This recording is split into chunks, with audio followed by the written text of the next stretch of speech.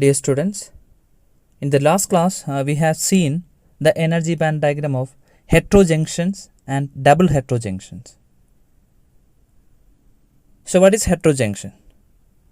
It is a junction formed by two different semiconductors of different band gaps and lattice constants. It is very important, the lattice constants.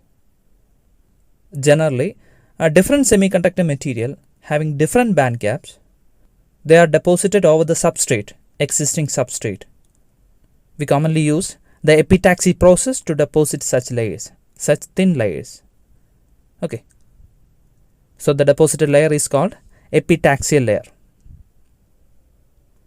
Now we can check the deposition of material having different lattice constants. Consider the substrate layer L1. I am drawing the atoms and their bonding.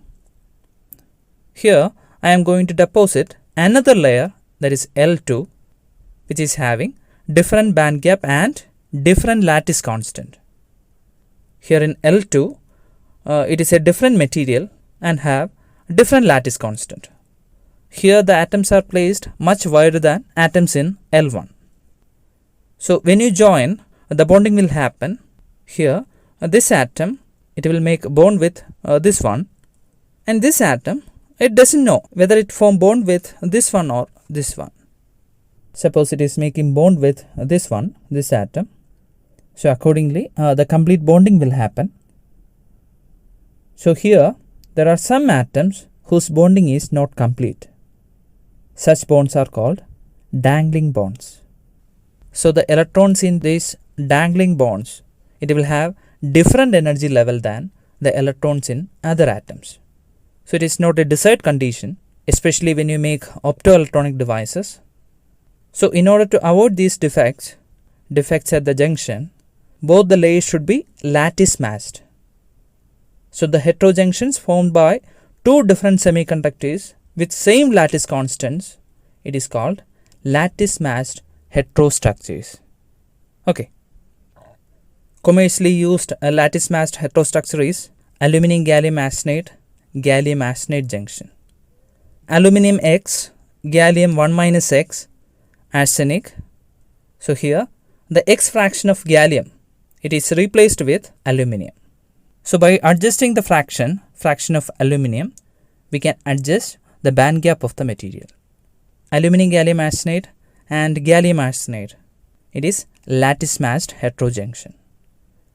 Now when you join doped aluminum gallium arsenide and intrinsic gallium arsenide, take N-type algas and intrinsic gallium arsenide, electrons in algas, it will move towards the gallium arsenide.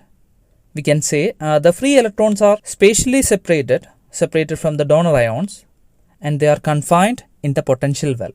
The potential well is formed at the junction. So these confined electrons, it is called two-dimensional electron gas or 2DEG.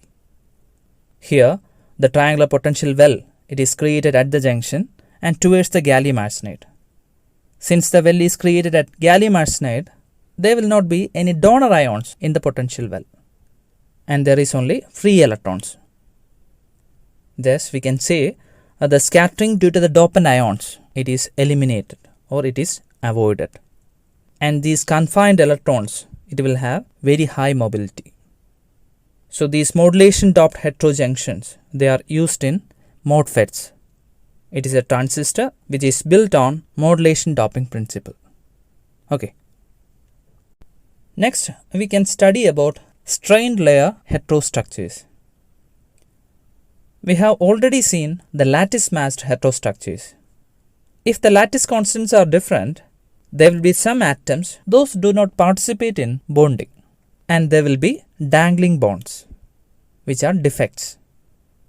Then consider a situation and you are depositing a very thin layer of semiconductor material, say layer L2, over the existing layer L1.